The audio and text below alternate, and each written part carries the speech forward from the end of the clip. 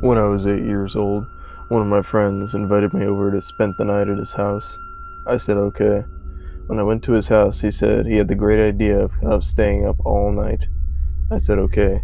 He said he wanted to tell ghost stories at around 3 a.m., and we did. We told some stupid stories, not the stuff that wasn't very scary, and I said, I wish these stories were true.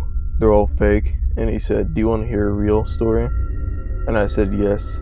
And he told me about the time that his grandfather, who was apparently possessed, had nearly killed him. And the minute he had finished talking about that, the room had went from a toasty 75 degrees to a freezing cold 32 degrees.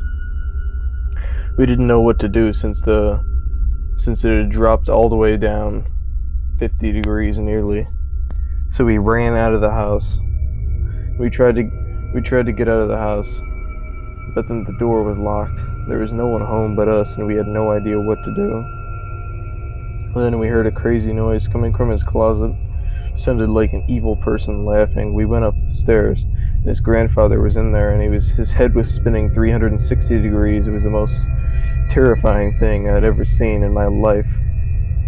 I had no idea what to do, so we ran, and then the lights all shut off, and his grandfather started chasing us down the stairs and nearly killed us. We had to call the police, and the police didn't believe us, so they didn't come to the house. We were all alone by ourselves, and it seemed like a 1 in a million chance that we would survive. But then, that moment, his grandfather just passed out on the ground, as if nothing had ever happened.